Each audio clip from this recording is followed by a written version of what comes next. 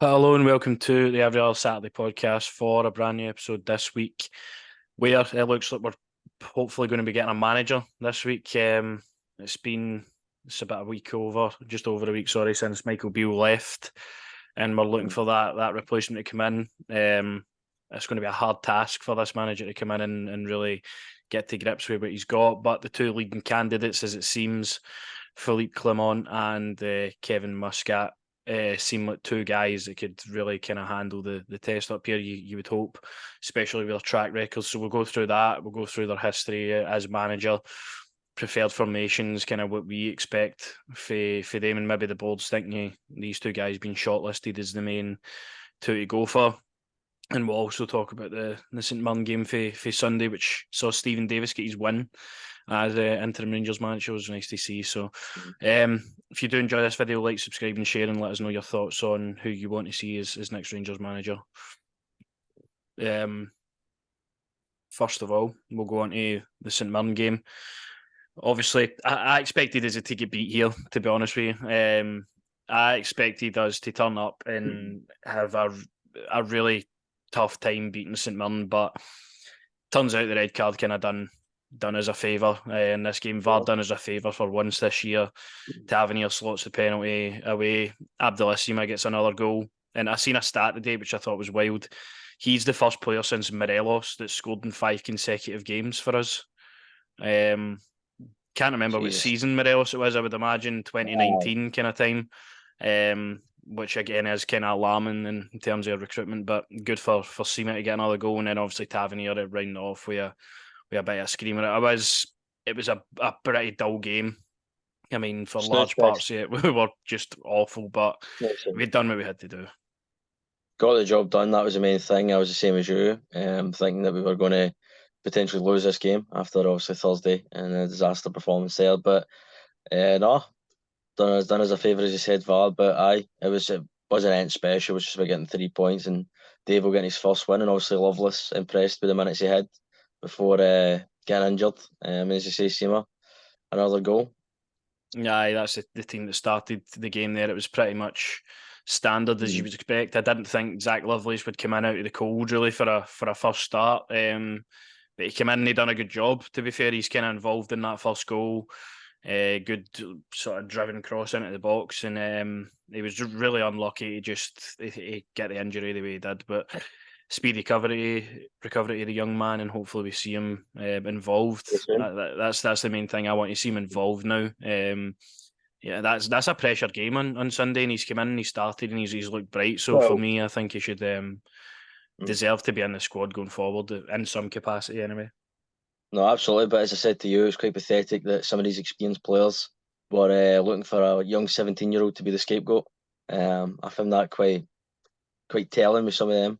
But as I say, he was impressive when he came on. Do want to see him involved. Same with some of the youngsters that are coming through into the team as well, like Rice and also the other boy. Dave has been speaking highly. Forgot his name off the top of my head there. But you do want to see these guys get involved, and hopefully with the next two managers we'll be talking about, hopefully they'll potentially have them involved, Jack.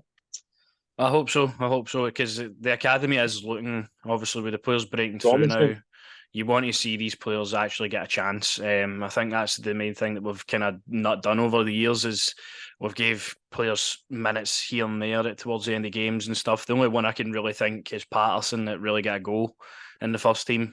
Apart from that, I mean, it's kind of been bit part for most of the players. So to see a pathway coming through, I think will be ideal for players like Lovelace and McCausland, who's done no harm to himself, especially in a depleted area of the squad out in the wide right. And obviously Bailey Rice coming in as well. I think the limited kind of parts we've seen of Bailey Rice, he's very composed and looks like would fit in quite nicely in the midfield, especially the way it is this season, especially with injuries. So Sunday was obviously all about just getting the points and getting a performance and making sure the next manager doesn't come into an absolute disaster, being double figures behind Celtic in the league table. So in that way, it's good, and we can kind of just the pressure's off the players for 2 weeks at least until a new gaffer comes in. Clement seems to be the guy at the moment that's getting the nod. The Rangers board seem to be having him as their sort of favourite for the job. They want him to take it. There's also been rumours going around that he has got until tomorrow, or he's going to make a decision tomorrow if he's going to take the job. Obviously, I think he was in Saudi Arabia last year. I think last week, sorry. I think it was Al Shahab or some team over there had made him an offer. Obviously, they would be offering massive funds, but if he's coming over and we've sort of pried him away for that, it just shows you the club has still got that pulling power, hopefully, to get a good manager in. I'd be lying if I said I knew anything about him before. Obviously, we were linked, and over the past week, looking into what he's got to offer Rangers, I think he's got a proven track record. He's obviously got a style that he believes in that could hopefully work here. He's obviously managed some of the best players, up and coming young talents in Monaco over the past couple of seasons. Won titles. He's done a lot in terms of the level we are kind of looking at. You look at the Belgian league, you look at the kind of big teams in there. You would say they're kind of similar level in terms of us and Celtic, and what we'll be facing in terms of the rest of the league. He's obviously done really well out there and won a couple of titles. So it's looking like he is the front runner probably at the moment. Obviously, you kind of are leaning towards getting this guy in. So what's your thinking behind it? Well, listen, he's bald, so I mean, as you No, said well, our before we next came manager will on, be bald, so I. it was like stages before we started. That's what you said to us. But no, just what you said there, mate. I mean, personally, don't really know anything about him. Also, last week you say been looking into him, just the fact that he's won. He's won trophies, obviously, which is massive, and also potentially working with young players, some of the young best players in the world. You look at one or two of them go to Real Madrid, go wherever they go. But no, it's just his style as well, mate. As I said to you, I want to see a manager come into Ibrox and play a nice attacking style play. I don't want to be watching games like I was the other day there, where you could have gone for a good nap during that St game. But it'd be nice to have a manager come in, play nice style of play, as I say, and potentially track some good footballers over as well, mate. That'd be nice as well. Yeah, I think that is the kind of the You main dying thing. there, aye? I'll get choke my throat there. No, I think that is the main thing. Looking at where he's kind of came from, where he's managed, he's probably the most experienced we're going to get at the moment, especially for a guy being out of job.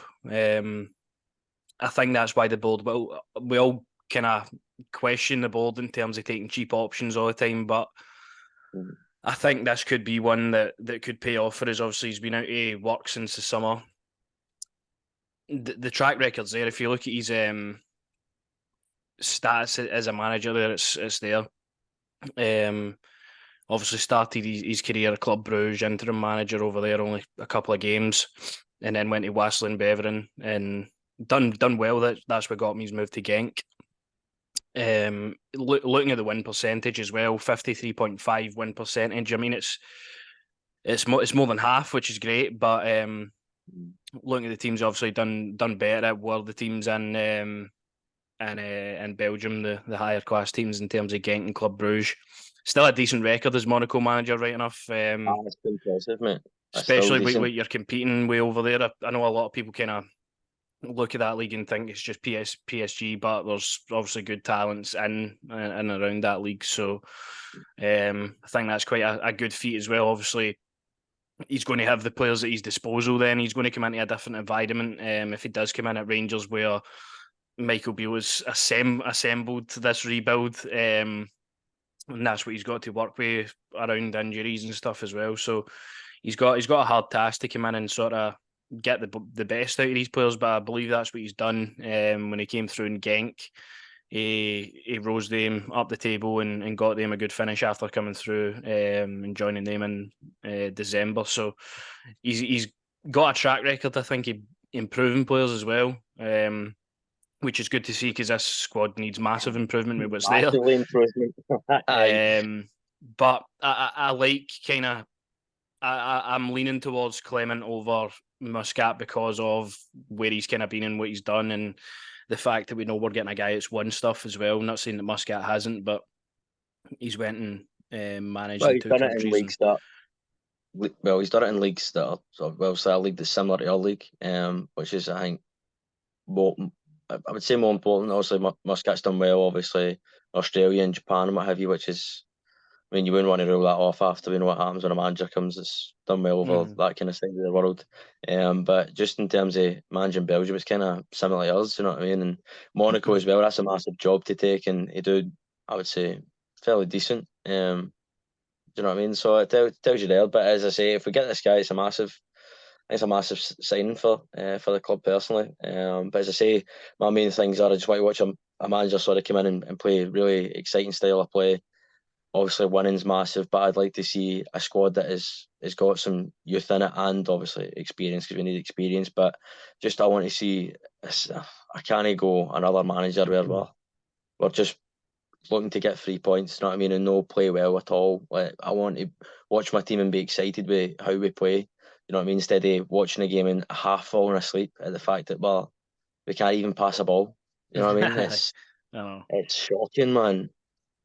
Aye. And Some of as the I say, standard they play over the past couple of managers has been like that. shocking. It's been that bad if the performance where it does just result to getting the 3 points most weeks, which is great. We want to win, but you want to go and enjoy yourself. You want to be excited to go to games, and hopefully, if Clement is appointed, he's the guy that can sort of bring that football back in Europe as well. He's also got that added bonus that he has over Muscat as well, where he's managed there. And reading into kind of why he got sacked in Monaco was obviously a tough run of form he went through, but losing Aurelien Tchouameni and Axel Disasi and Badia Shili to Chelsea on big fees. I think it was probably about 200 odd million for just the 3 players, and then they didn't really invest it back into the squad, which kind of is similar kind of in here with a couple of managers. You go and sell Bassey and stuff, and you don't really get that investment back into the team. So I think 4-year contracts been rumoured as well. A lot of people are kind of like, why are we giving these big contracts out again? But the way I'm looking at that is he's not going to come here if he's not getting a big contract. He can go over to Saudi and get his pay packet for his life. But It's we're also about also offering him that. So sorry, it's also about the obviously I was on about the 4 year deal. It's also about the next manager come in. It's on him. It's you know what I mean. You obviously want to implement his style of plays I'm talking about as well. But in terms of the culture of the club as well, it's down to him to change that and obviously make us a winning team again. And I wouldn't want to just give a coach like this who seems like a really top coach. Wouldn't want to just give him like a 2 or a 3 year deal. You want to invest and you want to show the fans that you're investing in obviously the now and the future as well. But as I say, I just think it's makes sense as we're talking about here for a manager like that to get a deal because he's not, as you say, he's not going to come if he's just look, listen, a 2 or a 3 year. He'll want to obviously, as I say, implement his style and hopefully make us a winning team again. but that's what it's not going to be. Like, as much as we all want success, like instantly, obviously we're still Not going fighting to on all happen, fronts man. this season. I don't believe it's going to really click into gear after he maybe gets a couple of windows, and that is the issue for me. Again, the way we're here again. We're here again when a manager's coming into a team that's fucking broken up into pieces and he's trying to repair it, and then get to January to get a couple of bodies in, get a few out, and then the summers when you can really see that he Go gets his again. signings in. I think the main thing for this the whole situation as well is we need to get a structure in the football department. I feel like a director of Absolutely. football is a must. You need to have somebody that's doing the planning behind the scenes as well. Maybe some new scouts would be fucking brilliant as well because John Park, We're I don't know available why the for fuck he's still there anyway, but he a doesn't seem to be fucking doing anything. Aye, that would be something I'd be looking into as well. Hopefully, to assist the new manager that comes in. You really want a structure. It doesn't feel like we've got anything at the moment. So I think for me that's something that's essential as well. Looking at his achievements as well as a manager, obviously won the Belgian Pro League with Genk 2018-19. That was a season after he came in, and he won the Pro League back to back with Club Brugge in the Super Cup over there, and then individual awards. He won the Manager of the Season 2019 and stuff. But that's obviously down to him. And then that's his Monaco side against PSG. They beat them 3-0. Thinking, right, what big games did they go and manage? And he looks like he's went with a 4-1, 4-1. 13 shots with 8 on target. Not really getting a lot of possession, but against PSG, I mean, you're expected to maybe give up the ball. 385 passes, 80% accuracy. I mean, they look like to pass the ball around a lot, looking at the players that are on the field as well. I mean, one sitter, kind of. It looks like a formation that could really transition into different ones. But I'm all for a manager that likes to be flexible with the game plan he's got out in the pitch, not afraid to kind of change things. And obviously Ben Yedder up front, who's the guy that's provided him. Let's hope we can be Danilo that's doing that Aye, instead. Danilo. But obviously the thing that really annoys me is we've not really got wingers as well. So it'll be interesting to see how he kind of goes with this. But that was obviously one of his biggest results against PSG season before last. I mean, it's a massive result, as we're saying there. And you look at some of the young talent there that's top talent, obviously, for some of the best clubs in Europe as well there, and experienced forward leading the line. It'd be nice to just see a different formation as well. It'd Yeah. be nice to see him, as I say, a manager as you're talking about there. He's got more than just one game plan. It'd be nice to see Danilo backing them in. I was just looking there and I'm thinking to myself, God, Tav, Barisic, Goldson. You know what I mean? That's going to be us 2 years' time. Tav, Goldson, Barisic. I'm done with it, man. Nah, Rip it all up again, and it's but sad already. that's the thing. He's coming in with no loyalties towards any player now. So Any of them. it's anybody he fancies now is kind of every shot's up for grabs. MD that was kind of out the picture. MD it's not been performing. This is a clean slate now, and they need to buck up or they won't be here any longer. So I think that's the thing I was asking for as well for the next manager. I want somebody that's proven. I want somebody that's got a good track record. I want somebody who has no allegiances towards the club. Obviously, Muscat does have that, but I could kind of disregard that for the style of play we'd be getting. But yeah, it's looking kind of likely that it is going to be Clement, but we may as well talk about Muscat as well. Obviously, done a fantastic job out on Yokohama F Marinos in the J League after Ange Postecoglou obviously departed. He's kind of took on his style and his philosophy, and I don't know if he's necessarily made that any better in a sense. I've not seen too much of Yokohama play, but I think as soon as we were all kind of linked with Muscat, we all knew we were going to be getting high energy, high attacking football that would just be relentless, and we obviously seen that with Celtic, and they were phenomenal. You can't say anything other than that with that style of play, and obviously you see Ange taking that into Spurs in the Premier League now, so it's obviously going to Top of be the table. it's going to be a good style of play. Exactly, he's doing a good job over there, so can't fault that. Muscat has been at Melbourne Victory. He's kind of had the similar track record. Obviously, he's managed in a few different countries. Again, he's Melbourne Victory. Looking at his win rate just below 50%. Didn't do too great when he went to St Truiden in Belgium, which again you could maybe look. Clements obviously went there and done really well. Both of them would have been managing there in the same time as well, which is funny. But he didn't do too great over there. Get the chop pretty instantly. And none of obviously he's at Yokohama F Marinos as well with a good percentage win rate over there. So he's obviously been around for about 10 years as a manager. Obviously, we know him as a player. He's a hothead, absolute nutcase in the pitch. I mean, some of the players in interviews I've heard, he's the dirtiest player they've ever played against in that. He's just So in terms of like that aspect of it, I mean, him coming into that changing room and just fucking like choking people against the wall and doing whatever he had to do as a manager, obviously wouldn't be that extreme, but I think that is needed as well. I think there's so many similarities in a way you can look at both coaches, but there's different parts of each one that I would like, and that's what I'm kind of leaning on the fence. But Muscat obviously still the manager. There's been talk that he might stay over in Japan to kind of finish that season off. They're in a title push. They're only 4 points behind Vissel Kobe at the moment, so he might. You never know what's going to happen with that. Obviously, we'd need to pay out his contract as well for the end of the season. However's left in that. That's more money, obviously. Obviously, have to go and pay out Bill's staff and bills. So, don't really want to be spending money again and getting a manager out of contract, and then obviously there'll be more money involved. So, Clement, I think, takes the upper hand there, as I say, with the cheaper kind of option. But Muscat, as soon as kind of Bill was on the ropes, this was the guy I was thinking of, to be honest, to replace him.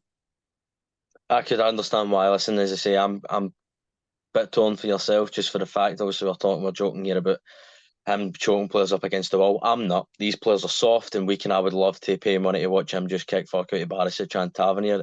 But no, I really would. But no, I mean, as you say, style of play again. It's another manager who, if he's going to bring that high intensity attacking kind of football, I'm all for it. I want it. I'm leaning. I mean, I'm leaning more towards, as I say, my boy that's Clement's done really well in Belgium and Monaco, and as you said, both managing in the same time probably period as well there. I don't know, man. It's an interesting debate to look at. I'm just, as I say, I'm looking for a manager to come in that's, as you say, nothing towards these players, and he's that kind of guy. I feel like would be ruthless enough to just be like, you're no good enough. You're no going to be a part of my squad. So I mean, especially when Bill was gone, mate. This is the kind of guy I know, as you said, you were looking at and you were thinking. I mean, for me, I've not really.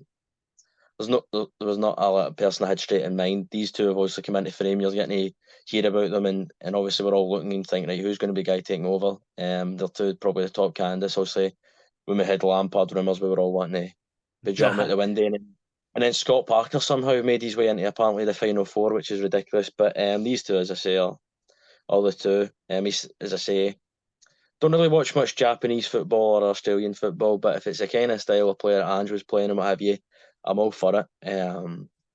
It'd be, as I say, it'd be nice just to have exciting attacking football back at Ibrox and watching games thinking to yourself, right, we're only trying to see this game out instead of actually trying to play well and oppose ourselves onto teams. But I would just hire him just for the fact that maybe just he could just beat the 11 daylights out of most of these players in this squad, because I do, as I say, I think a lot of them are weak-minded, man. Personally, for me, they've not got the mindset to be at this club. Quite a lot of them, for me. Nah, I think that's something we've looked at over the past couple of weeks and months, with players that have came in and players that have been here, probably more than that are kind of weak mentally and need that kick up the arse and they just need something. Or a They need kick out the somebody to door, come in Jack. and Or a kick out, or just a kick out the door. The exit aye, with door's just some of that them, way, aye. pal. I'm thinking two fullbacks straight away. The exit door's that way as well, and you can take your wee scouts on, mate, with you and all. But aye, Aye, I think we've kind of we've grown to expect that for these players, which is wrong.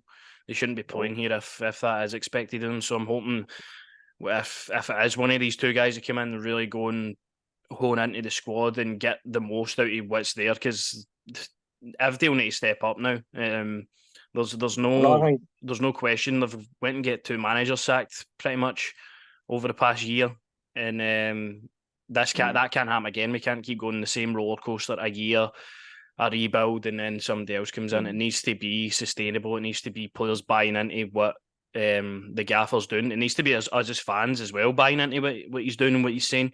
I feel like that's what we've kind of been on the fence with Van Bronckhorst over the year. He was there.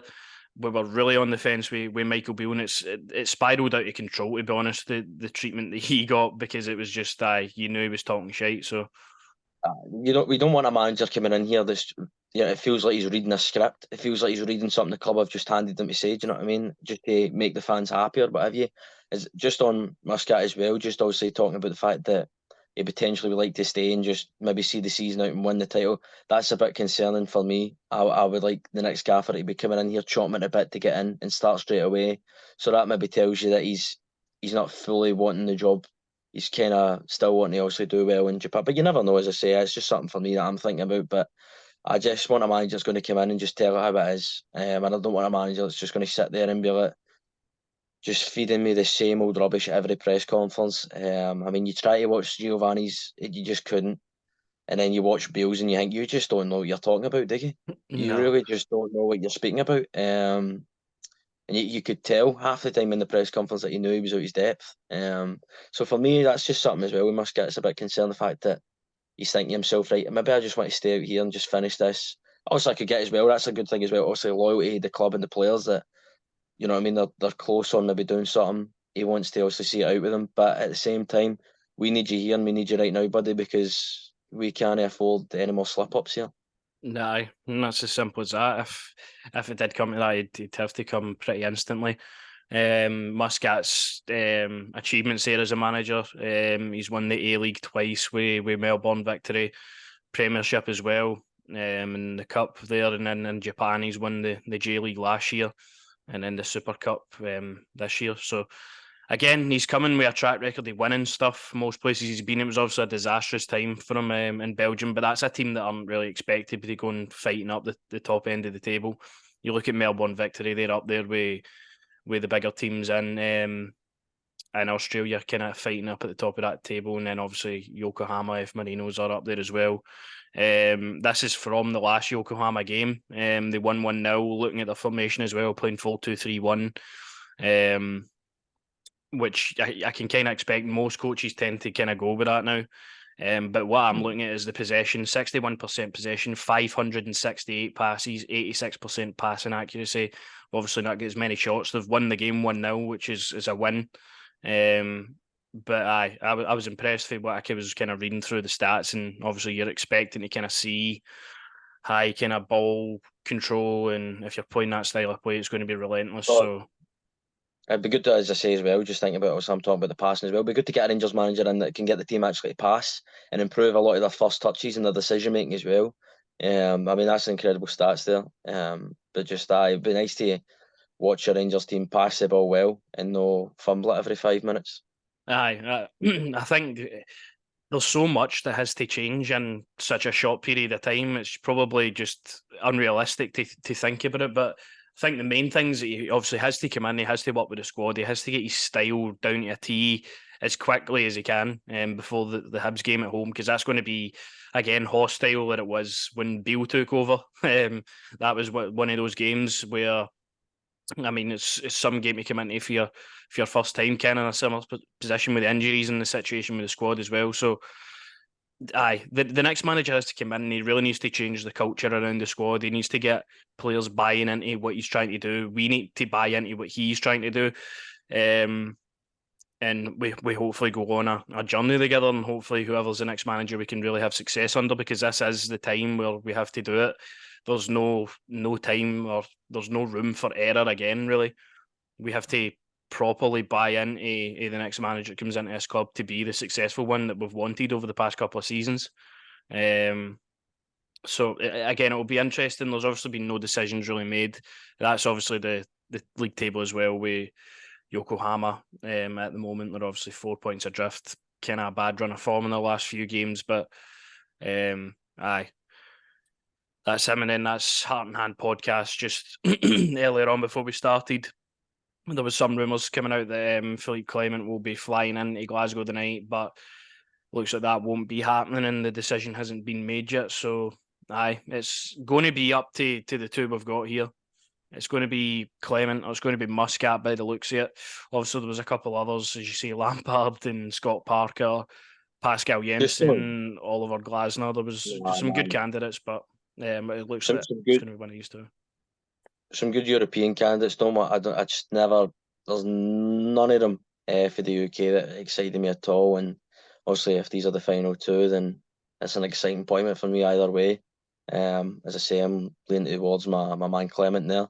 I seen that workout video. He's ready to come over here. You see him curling them dumbbells, bro. He's ready for it. But no, I'm just excited to probably get a good, decent manager in that's going to play an exciting style of play, mate. That's the main thing for me, and obviously making us a winning team again as well. Aye, this is it. It's just freshness again. It was so. I mean, over the past couple of games as well with Davies, you can't really say too much No, because but that was obviously he on the stepped players' in. part, mate. Aye, but That that's was on obviously the down players. to the players. That was Aye, on them. They took these two games there were on the players, and it was on as fans. We were all knowing, right? Don't expect much for Davo, but it's on these players to show they want to be here and want to be at this club. And what I seen on Thursday night was disgusting. It showed me quite a lot of them on the arse, really. You know what I mean? They're no bothered, you know what I mean? But then St game comes round and it's the whole all alone confidence, feeling sad and sorry is the words that I would use for it. I thought Chris Boyd was spot on what he was saying on Sunday as well. Big shout out to Boydie. But nah, man, I just want a decent squad and a manager to make us a winning team again. aye, nah, that's it. And hopefully that decision will be made within the next week, and then next week we can really get to work and kind of see the vision. Hopefully, because it's going to be an interesting start to life for end that comes in here. Because I mean, you've got Hibs, Sparta Prague, Hearts as Finish the well, year.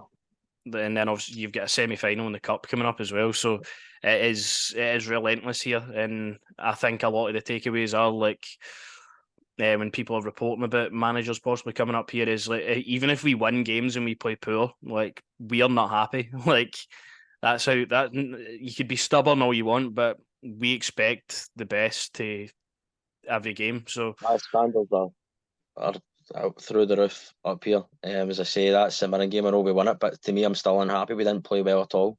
And even you can go back to the Motherwell game, we won the game, but we all knew straight away as well, just wasn't good enough. nah, the Motherwell one was the one for me where watching it, just with the goal we scored. I mean, it was just an absolute like dire game to watch, and Motherwell probably should have went on and won that game. And then compare and contrast, obviously, the past couple of weeks, obviously we got a good win against Livingston in the cup and that, and we got that one against St Mirren on Sunday. The two in between are horror. They're just absolute shocking performances and results. But aye, let's hope these players 2 weeks and a new manager in, we can really go and push now, because there needs to be so much improvement in the squad for a start as well.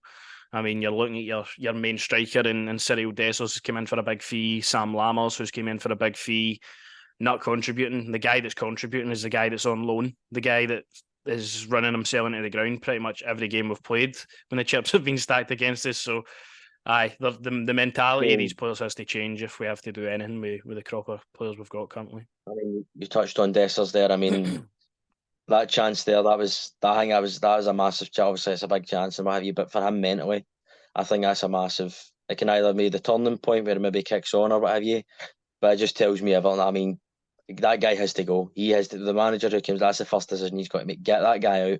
I cannot believe we paid the money we paid to get him into the club. I really can. That is. I looked him in the eyes and I said, "Oh, he's ready to play for Rangers." I don't know who you were looking in the eyes, but it clearly wasn't him. No good enough at all. No, I know, but then that's the thing. The manager is going to need to make it work until January at least, which is the problem we've got. Too many players not contributing. Sorry, so aye. Hopefully we get players back for injury quick, and we get new manager in. Obviously we'll be having a podcast next week. Hopefully when that's announced, with our thoughts on it. Hopefully the manager had done an interview by then and stuff. So aye, it'll be interesting to see how it goes. But that's all we've really got at the moment. If let us know your thoughts on the two candidates, how you feeling about them, positive, negative, in the middle. Did you want somebody else? Let us know in the comments. And we'll be back next week with another video. So we'll see you then.